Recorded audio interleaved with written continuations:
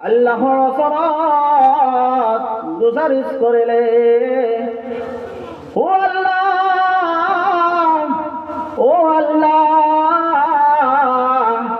আপনি যে রাজি হয়, আপনি যে রাজি হয়, মই কেনেকে গম পাম, মই কিহৰ দ্বাৰাই বুজিব পাৰিম।